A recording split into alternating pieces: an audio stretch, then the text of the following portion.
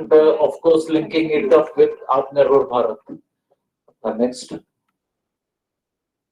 So I will first talk about NABARD. NABARD is headquartered at Mumbai, and we are having regional offices in each state capital. So, for example, I am looking after Uttar Pradesh and based at Lucknow. And we have got district development managers in almost 400 odd districts across the country. So this is how NABARD's organizational structure is. We are headed by a chairman and we have two DMDs followed by CGMs. So if you see, the NABARD has basically got four major, you can say, verticals or works to do. The number one is refinance. So when I say refinance, it's a little different than financing. So say for very simple reasons, I say that when you go to a bank and ask for a loan for some activity, the bank is financing you. So in all the rural area of this country, there are some financial institutions like our commercial banks, which we also call public sector banks like State Bank, Bank of Baroda, Canara Bank, etc., etc. Followed by private sector banks, maybe Axis Bank, ICICI, SCI Bank, then followed by regional rural banks, जिनको क्षेत्रीय ग्रामीण bank Hindi में बोलते हैं, and then of course there is a well laid out structure of cooperative banks, rural cooperative banks. Almost voice is a bit low. Just increase the voice. Is it okay now? Is it okay now? A bit more. Yes. So I will just quickly repeat what I told. That NABARD is headquartered at Mumbai, and we are having our regional offices in all state capitals, followed by our district development managers in almost 400 districts of the country. And NABARD's has got four operational verticals. The first one, which I am talking about, is refinance. And refinance is little different in the sense, when I talk about finance, that it means that whenever a person like me, you, or anyone goes to a bank and asks for a loan, it is called financing. So there is a component which is called rural financing. In rural India, there are banks like public sector banks as State Bank of India, Bank of Baroda, Canara Bank, followed by private sector banks like ICICI, SCI, Axis Bank. Then we have the regional rural banks, क्षेत्रीय ग्रामीण bank उनको हिंदी में बोलते हैं. Basically, these are rural banks specialized in rural credit, sponsored by public sector banks. Then we have got a very well laid down structure of cooperative banks, rural cooperative banks, where a state cooperative bank followed by district central cooperative banks, and then they have got their business arms, which are called primary agriculture cooperative societies. So this way, a rural credit is pervaded in our country. Now, all these banks, when they lend to the borrowers after generating deposits from the public, this money will come back to banks after some usual time period, depending on the type of project loan they have extended. Many times there will be some delinquencies, so money may not also return. Meanwhile, a bank cannot ask another new customer that wait, when I get back money from a customer to whom I have lent, then only I can lend. So to ensure that credit keeps on flowing uninterrupted, organizations like NABARD, SIDBI, and at times Reserve Bank of India, they provide refinance to the banks. So a bank lends at the grassroots level, and in case they require money, they seek refinancing facilities from Apex organizations. So one of the major job of NABARD is refinance. Then there is another job which we are into, that is infrastructure funding. Now, for creating rural infrastructure, which is required for sustainable development,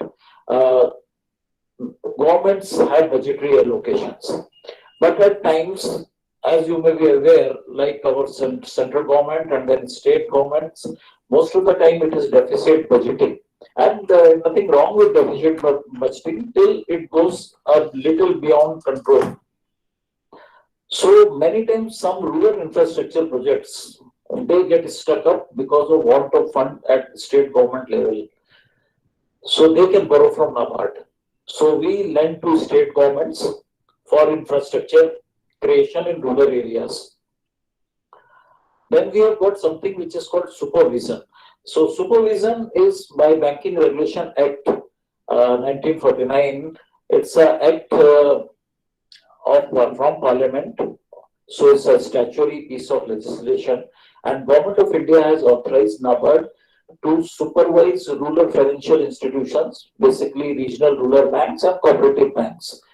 So after supervision, NABARD recommends to Reserve Bank of India either for grant of license or for continuation of license or for suspension of license. So based on our supervisory statutory report, the Reserve Bank acts to provide licensing to these institutions. And another aspect of supervision is also the institutional development. So through our supervisory interventions, we try to strengthen these institutions.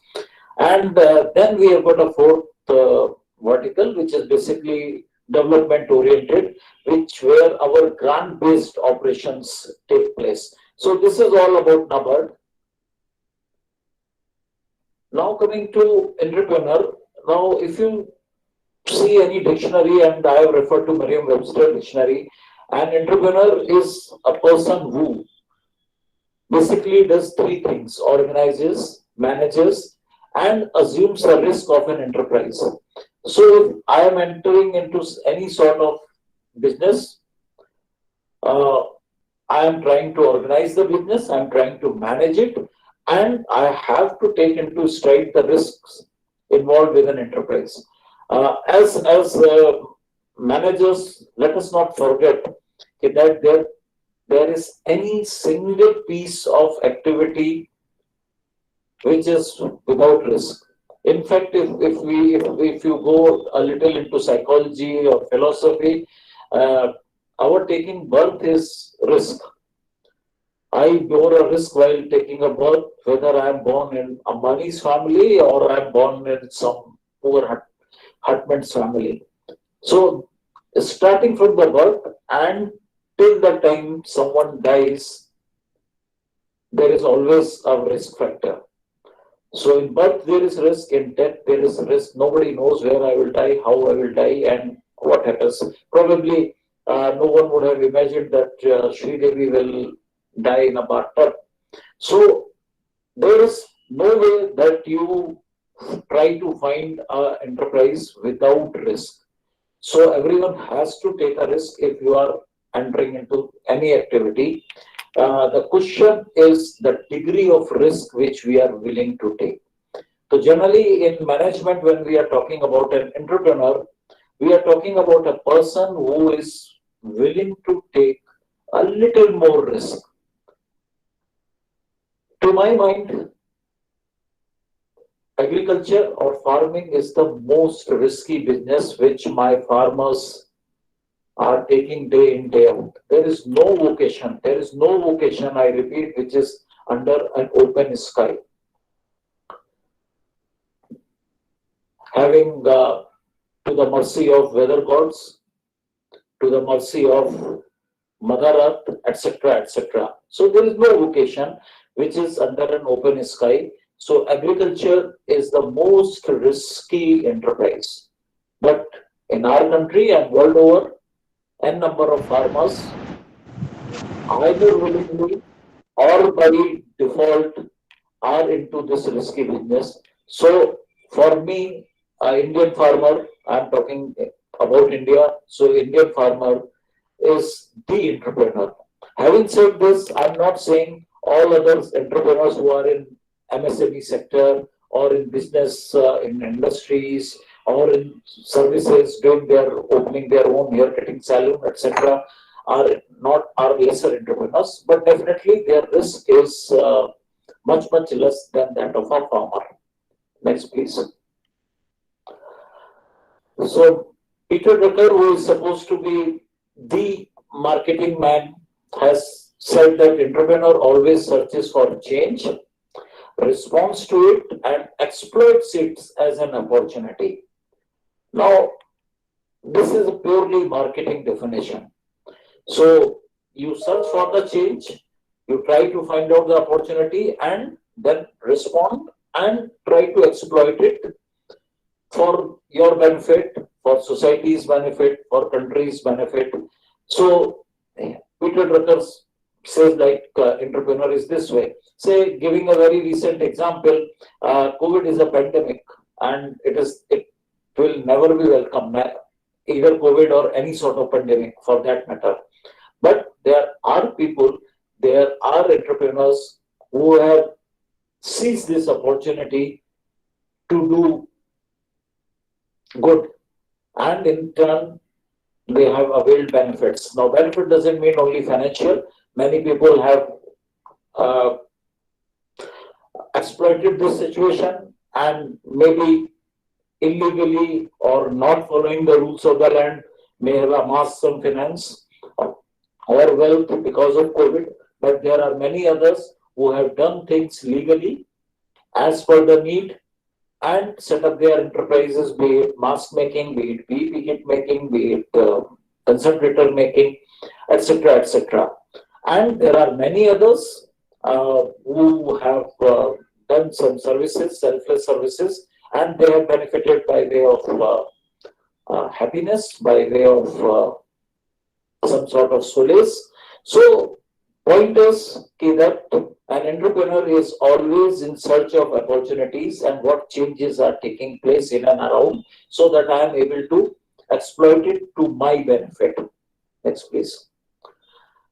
So, if you go back to really green entrepreneurship, I was talking about up to this point about entrepreneurs. Now, if we talk about the green entrepreneurship on which our talk is, and if you see through the literature, the earliest definitions of green entrepreneurship, maybe 1991, in one of his books, Gustave Berle has defined it as green entrepreneurship is taking responsibility to create the world we dream of.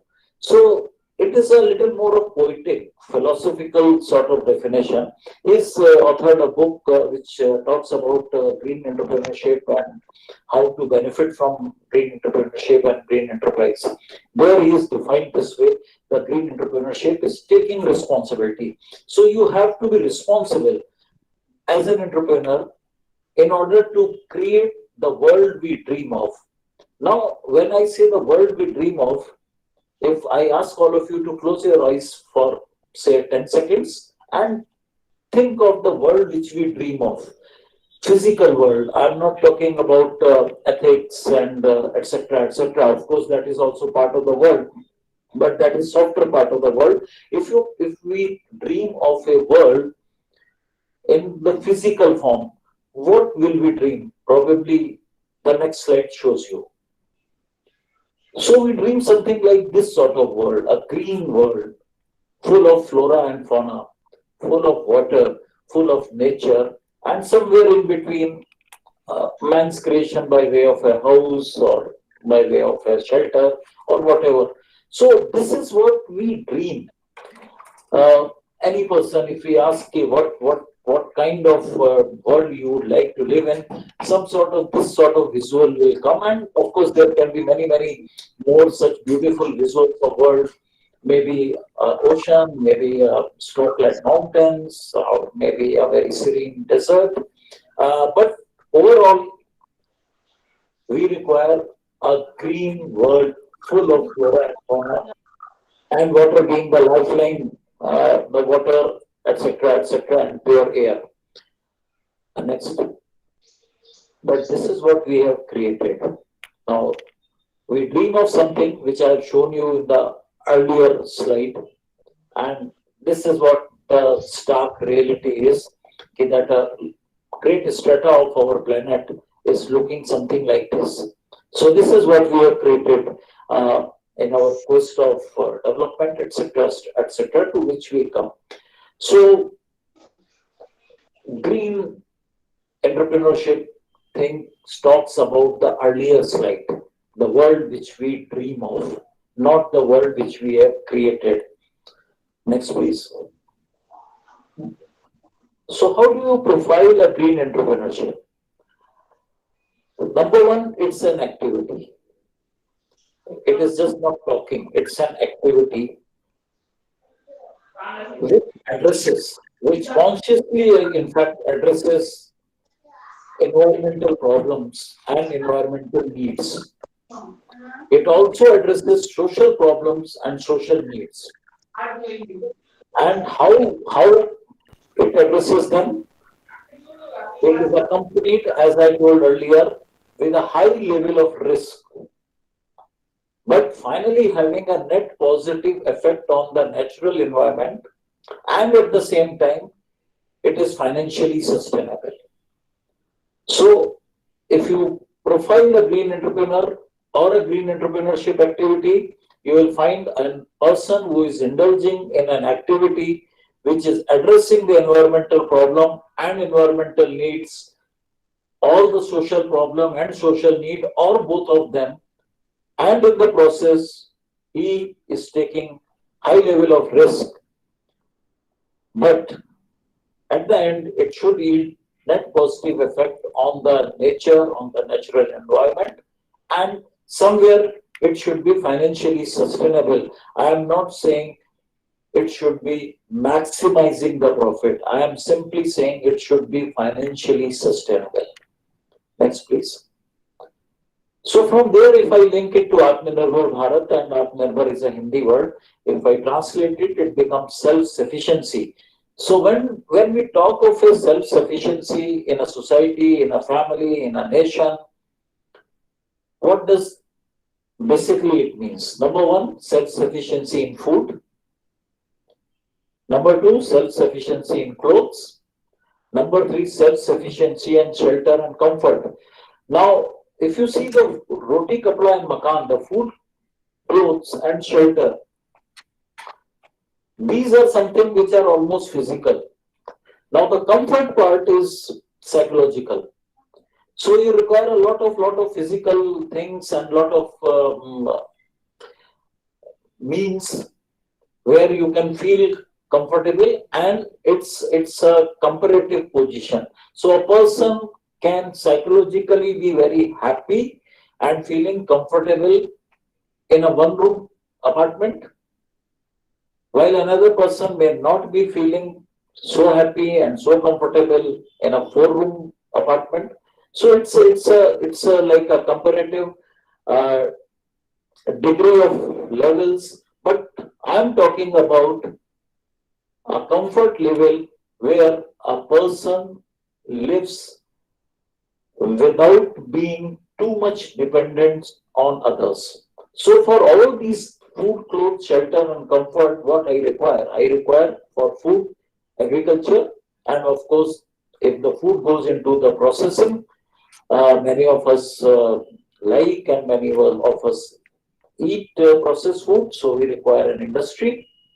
And of course, agriculture by way produces only raw material, and some sort of processing is always required, whether wheat is to be grinded into a flour and flour is to be kneaded uh, into a bread or a roti.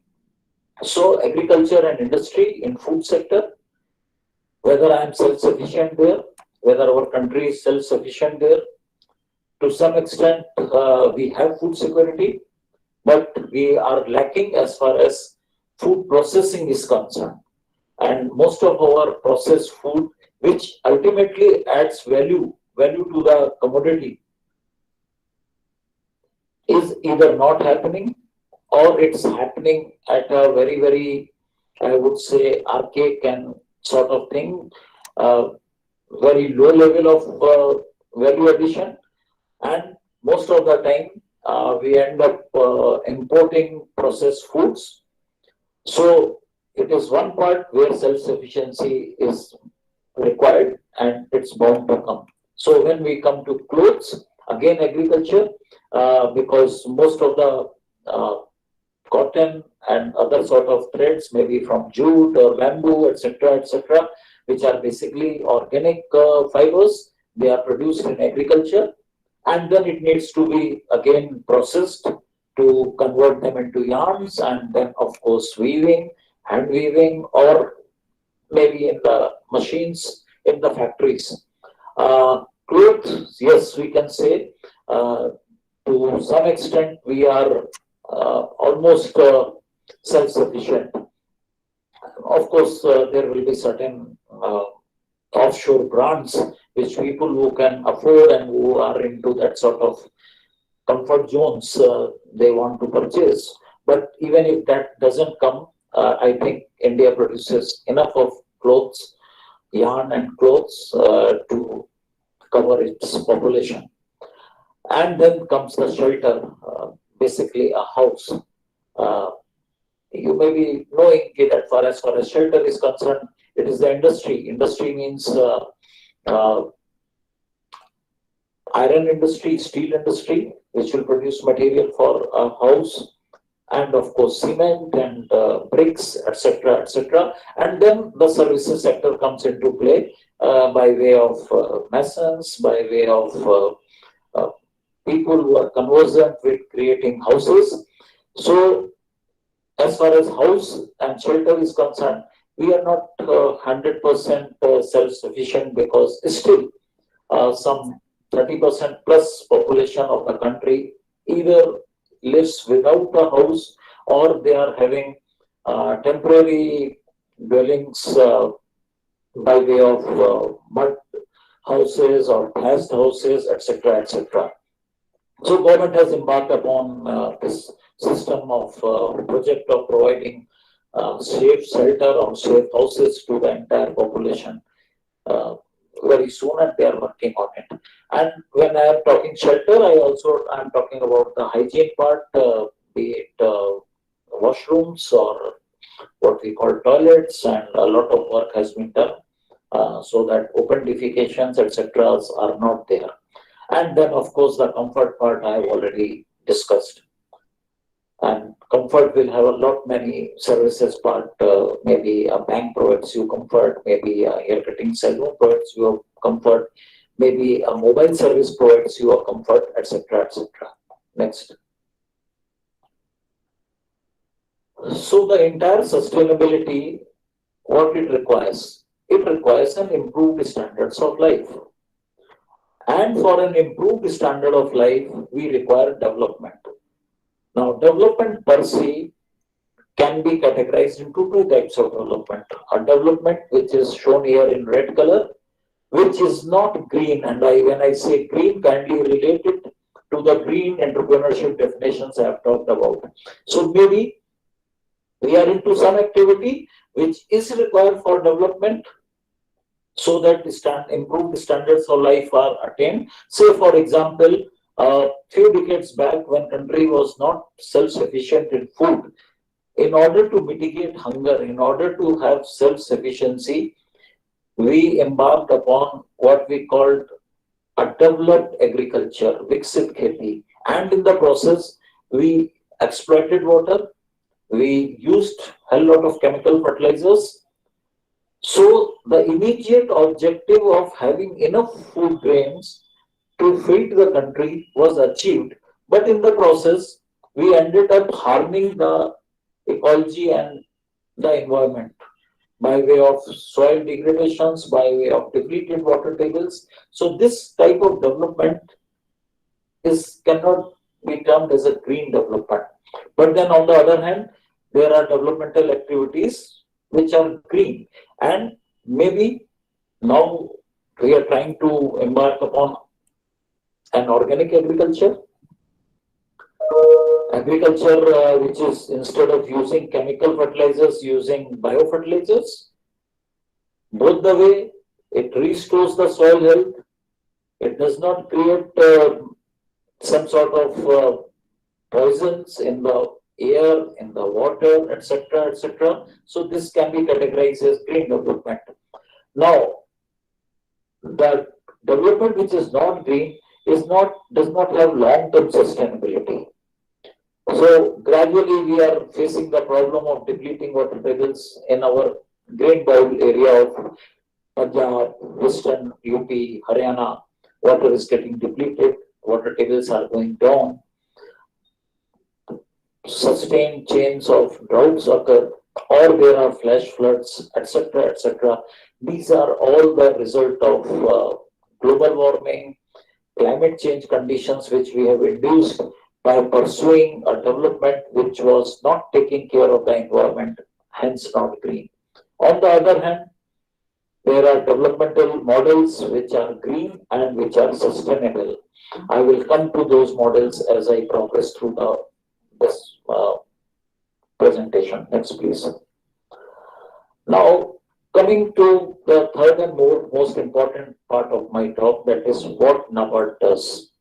Now, NABARD, as I have told, has got some credit-based operations. That is where it involves its finance by way of refinance. So, for sustainable agriculture leading to food security. Now, one of the top points for our self-sufficiency I have talked earlier is food. Now, what NABARD does to ensure food security? A farmer, you may please note down that we are a country of small and marginal farmers. Almost 90% of our farmers are small and marginal. And when I say small and marginal, I mean to say those who are having operational land holdings in the vicinity of 1 to 2 acres. Now, this poses a challenge of economy of scale. So, on a very small piece of land, a farmer has to labor and strive and do the most risky business of agriculture. And in the end, he should be able to sustain himself, he should be able to sustain his family. So, for that, there are certain things which are required to have a sustainable agriculture, which is beneficial, financially sustainable to a farmer. The first thing which we require is, of course, entrepreneurship, followed by skill. Now, skill, most of our farmers have skill, but they have skill of doing orthodox or conservative farming. So they require certain skill upgradations. Followed by technology. Now, if I want these small land holdings, these small farms to be very, very efficient farms, they require certain technology.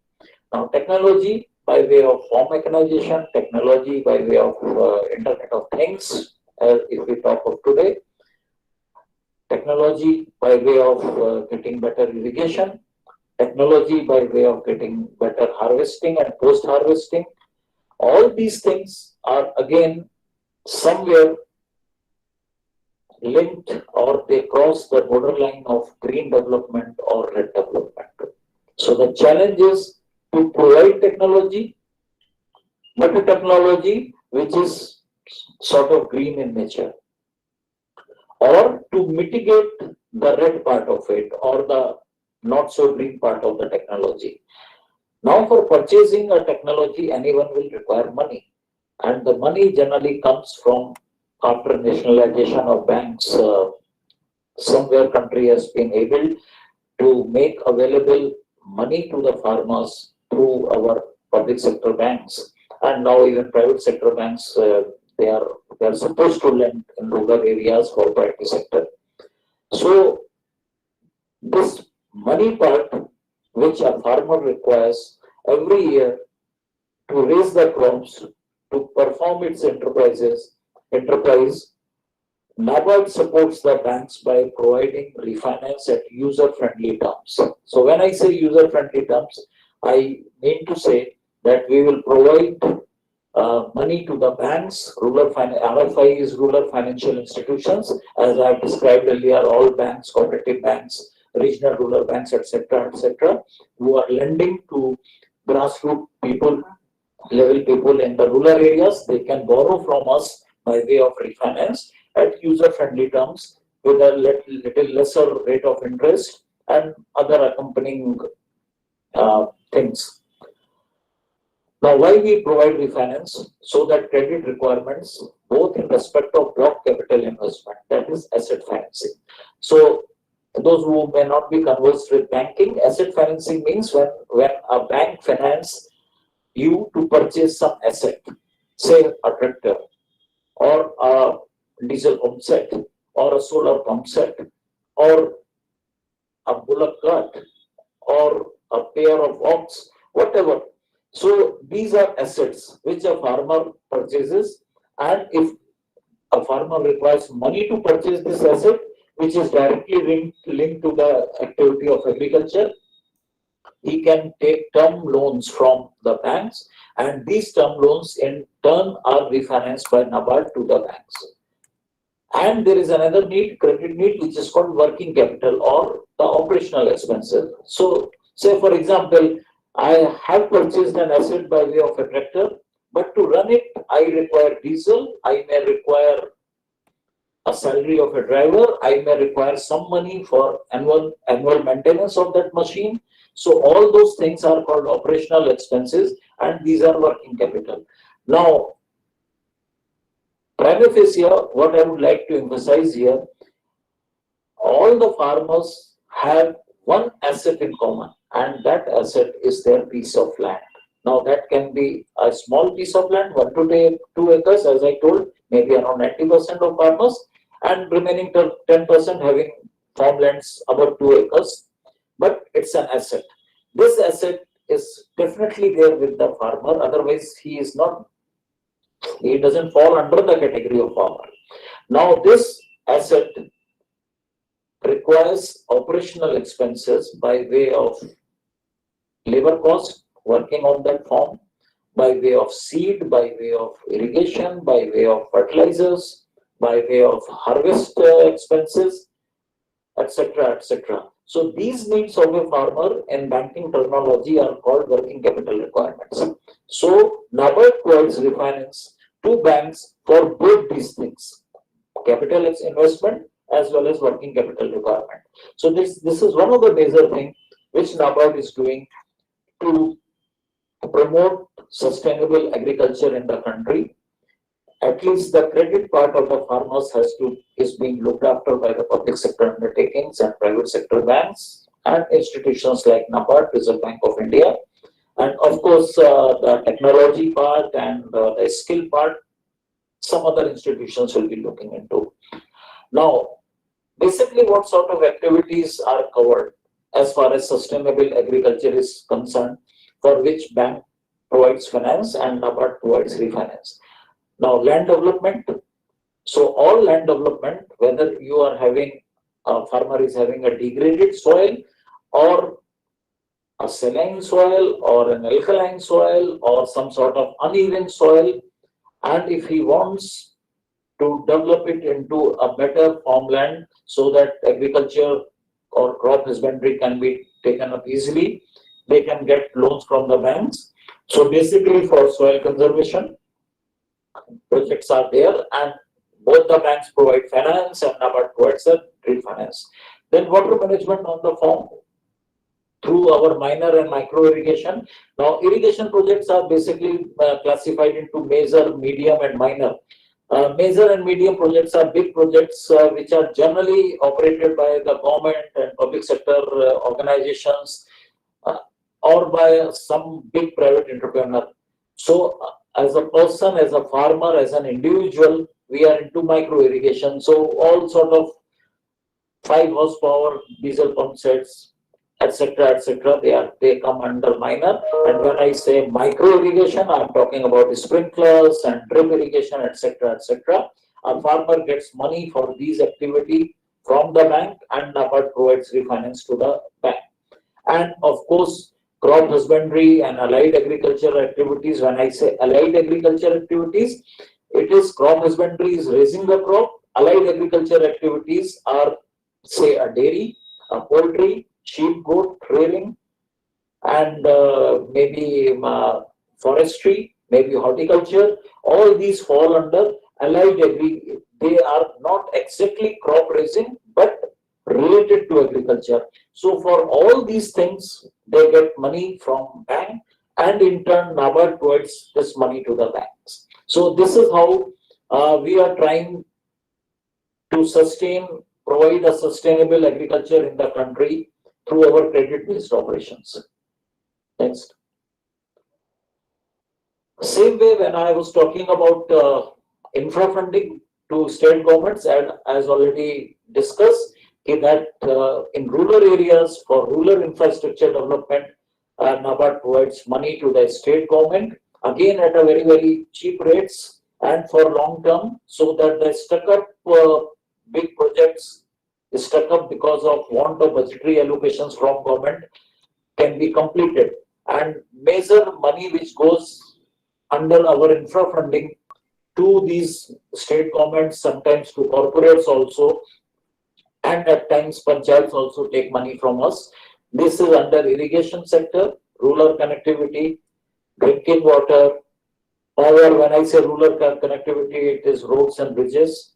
Then power sector, non-conventional energy, say by through windmills or through solar energy systems. Then education, basically primary education and polytechnics, and of course health,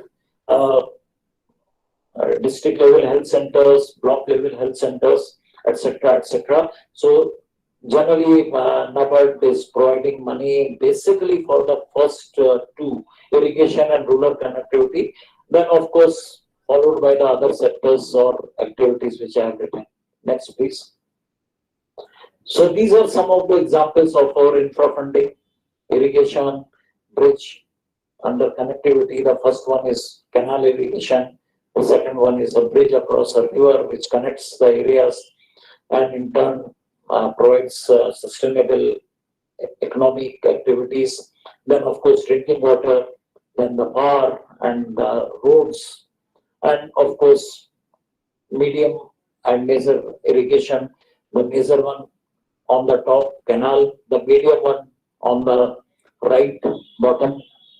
So these are some of the activities which we do under infra funding.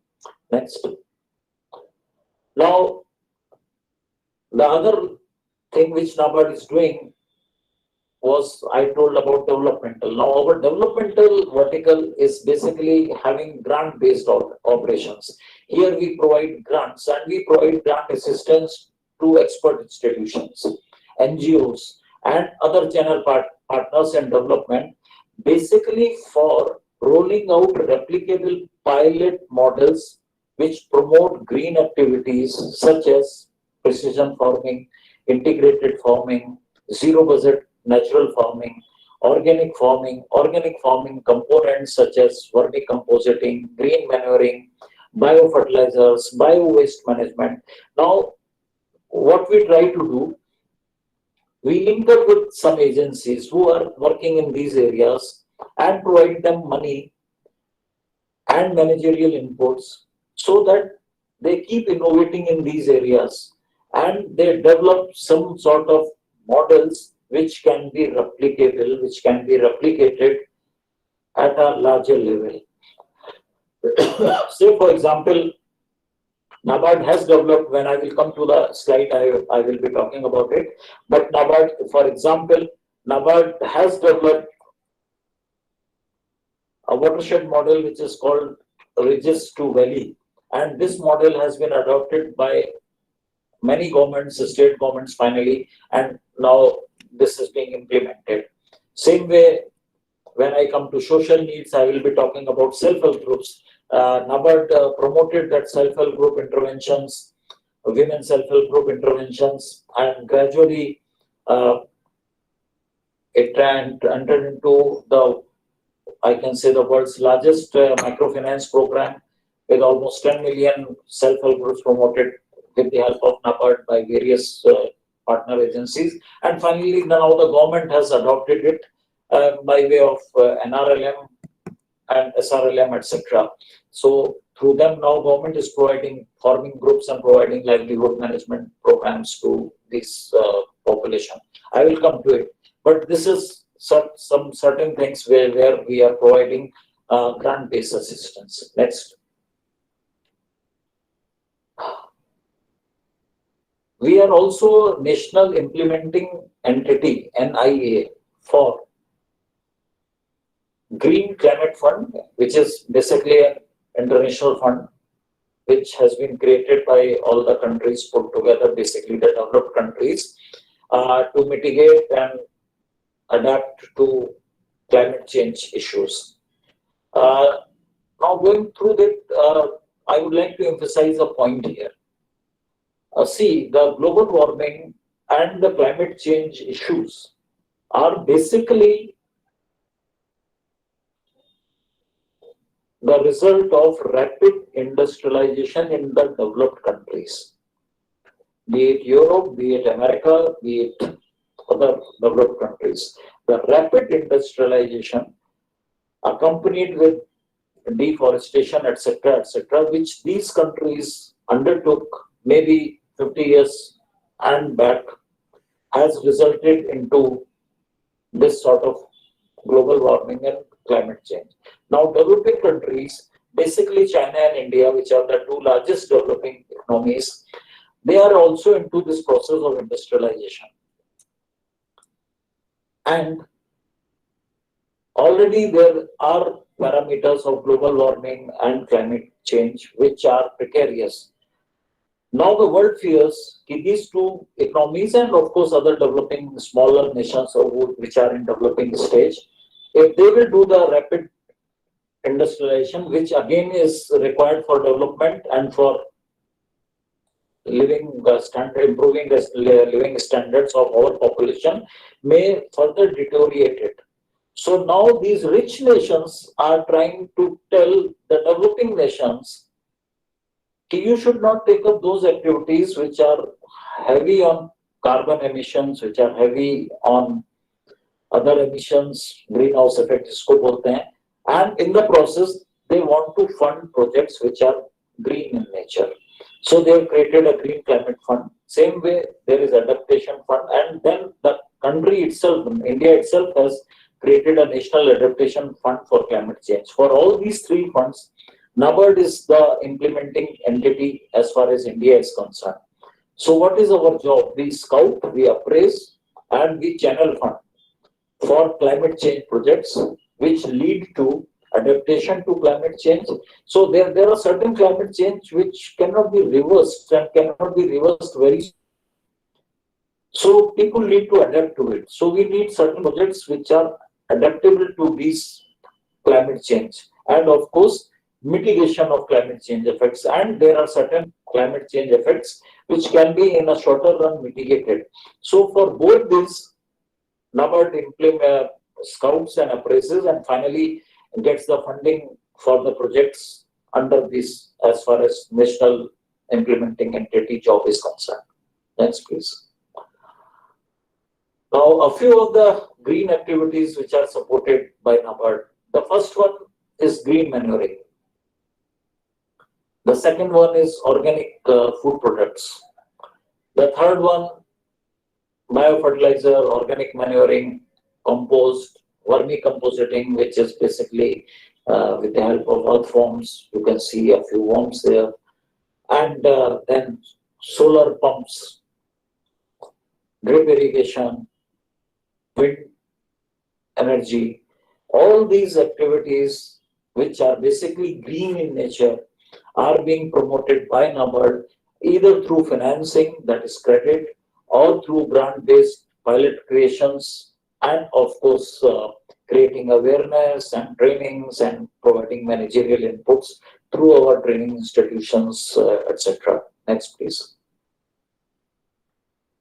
Now, I would like to talk to one of the major green project which NABARD implements, and it is one of our leading flagship developmental project, which we call watershed projects. Now, defining a watershed means any geographical area which has a common drainage point. So that is called a watershed. Say for example, the simplest form of example can be given that when we take bath and we pour a mug of water on our head, it drains through various points, but finally at the end of the tip of my finger or at the end of the tip of my toes, the water is drained out. So if I am able to map and locate such common drainage points, that is called a watershed. within a geographical area. So my watershed project or NABARD's watershed projects, and like any other watershed project, has certain components, starting from soil conservation, water conservation, then promoting sustainable agro operations, maybe crop diversification, maybe intercropping, then integrated farming. And when I talk about integrated farming, it's basically a chain of farming activities which are interdependent on each other. Say, for example, I rear the ducks, and the droppings of the duck becomes the food for the fishes. So if I am doing fishery, and along with the duckery, it becomes one part of integrated farming. The ducks provide droppings or the fecus, which becomes the food for the fishes. So this way, there are chains of integrated farming. Uh, Earlier, we used to be, entire Indian farming was an integrated farming. Rotation of crops itself is an integrated farming. So we take a crop of wheat, and then we take a crop of legumes so that nitrogen fixation takes place, soil remains rich. But over the years, we went on taking wheat paddy sort of rotations, and then the soil got degraded. So in a watershed area, we try to promote integrated farming, followed by community empowerment. The entire households or the community living in that identified watershed, they are empowered, they are organized into groups, organized into self-help groups, organized into farm producer organizations, etc. And then together they take up their business activities, the common business activities, so that the economy of return is maximized, so that input costs are reduced, and they also are able to take care to some extent that they are not exploited in the market. And finally, in this entire region, all the resources are converged. So if there is some government program which is providing help in dairy, we try to bring that scheme there. If there is some other program by the state government which may be providing, say, sustainable or subsidy-based non-conventional energy by way of solar pumps or solar lighting systems, we try to bring those schemes to this area. So a convergence of resources takes place. And what is the end result? Creating a sustainable micro environment. So in an area of, say, 1,000 hectare, 2,000 hectare, whatever 5, 6, 7 villages are falling, that area becomes a sustainable micro environment for over a long period of time, taking care of many of the green aspects of the environment. Next, please. So this is what a watershed project is. On the left, if you see the barren land, the brown part, and a few trees, this is something which was before this intervention of watershed or treatment through watershed project started. And over a period of time, maybe 3, 4, 5 years, this is what after the scenario is. So this is one of our major projects which we try to implement through our NGOs and other implementing agencies. Next, please. Another flagship program is what we call Tribal Development Fund, which is specifically for tribal families. You may be aware that around 25 to 27% of the population of the country is tribal, and the tribal population is nearest to the environment. It is nearest to the nature. But over a period of time, they have been displaced, deforestations have taken place. More importantly, in quest of, I again say, non-green development, they are migrating, their livelihoods have been sort of usurped out. So, in order to ensure that a tribal family remains rooted to their place and also have sustainable agriculture or agriculture-based activities, and their households get enough of financial benefits to stay put. So again, my travel development, it is through we have NABARD has got a travel development fund which gets augmented from by way of some allocations from our profits, etc. So again, this project is having soil conservation, water conservation, sustainable agro operations, integrated farming, community empowerment, and of course, convergence of resource. So almost like watershed, but more importantly for tribal families and in and around their houses. Now, in this process, one important thing which component to which we emphasize is creating a horticulture-based sustainable micro-environment, which we call WADI, the WADI way of development. So each tribal family at the end of the project has some you can say a small orchard of their own, which bear fruit, which bear timber, which bear fodder, which bear minor forest produces, and through that income generation also takes place. Next, please. So this you can see typical tribal area before and subsequently after this Wadi project, a bounty of fruits, maybe the mangoes, and so proud and so happy the community is with them. Next. Now coming to, as I've told you earlier, that green entrepreneurship will address two things, uh, the environmental and the social. So coming to social needs, NABARD is doing a great job on gender equality through women empowerment. Now, women are 50% of the population, but unfortunately, due to various reasons which are age old, centuries old, or whatever you may say, they have been subjugated. They have not been put at par with the other half of the population, that is men. And this gender inequality has resulted into a society not really developing holistically. So if a country's 50% population is left to fend for themselves, is subjugated economically, financially, socially, oppressed, they remain depressed, etc., etc., a society cannot be termed as a developed society. And more than the economic development, that index of happiness will never be there. So, NABARD has embarked upon gender equality, which is promised by our constitution as such.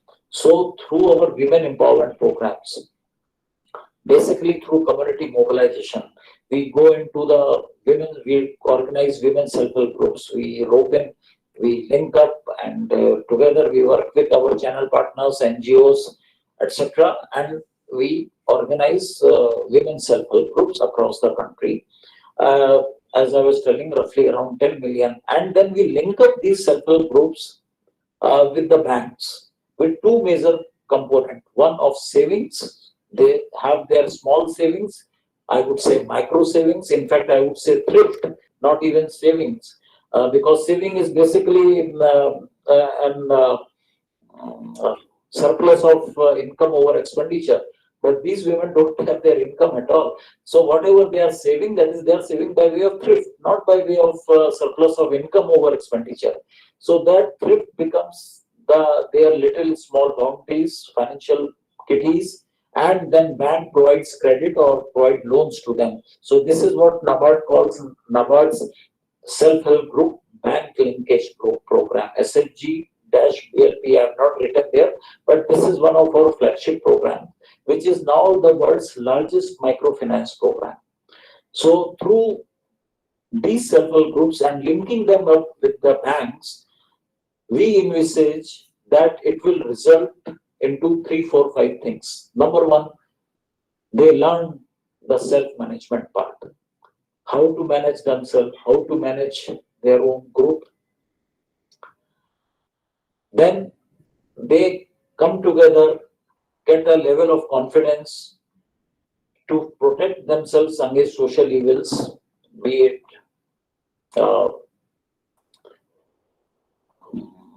dowry, be it killing of a female child, or even malnutrition, So after the entire family is eaten, then only the women folk will eat, and in the process, maybe they will provide the available milk to a son and not to a daughter. So all these are really stark things which we have to accept. But then through empowerment, through awareness, through discussions, uh, they come to know that it is not correct, and they try to fight against these social evils, malnutrition, etc., etc. Then number towards opportunities to these women for skill upgradation. So all of the women do have some rudimentary skills, maybe by way of tailoring, maybe by way of knitting, maybe by way of other such things, rural handicrafts, etc., etc. So if they require skill upgradation, NABARD bears the cost of their trainings and specialized trainings through master trainers, etc., so that their skills are upgraded and they gradually venture into income generating activities. All this is required so that women are included in our quest for financial inclusion, means reaching the financial services to all, entire 100% population. And of course, this leads to their financial independence. And financial independence in turn leads to their social independence. They become a confident lot. And this is how we are working into this part of the Atmanirbhar Bharat, the social, addressing the social needs. Not that NABARD is not promoting such group enterprises or community-based organizations of rural youth. It is not only for women. So we organize joint liability groups of landless farmers. We organize farm producer organization. We provide producer companies for rural artisans, handloom sector clusters, etc., etc.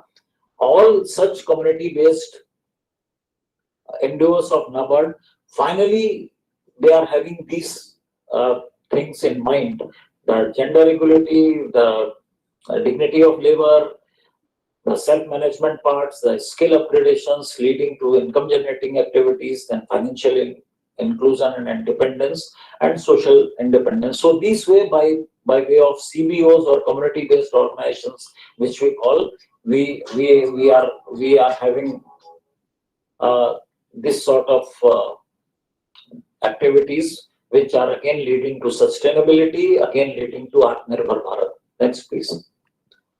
This is a glimpse of our women self-help groups. So you can see animators trying to impart skills on a laptop, use of laptop, Honorable Pradhan Mantri interacting with one of our self-help groups, women in tailoring center, handicrafts or pottery, one woman you can see, and of course the last one symbolizes the collective strength. So next, please.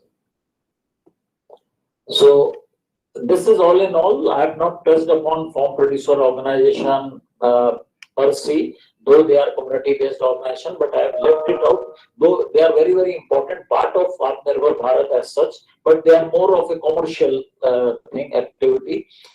So I have not touched upon it, but I can just give you a small brief that we organize farm producer organization and producer companies by way of rural handicrafts, etc. So you can I can give you some examples. So you can think that Amul is basically a dairy farm producer organization or a company which is now multinational. So there are many small such companies are coming up which are producing. They have a common product, and then the input costs get subvented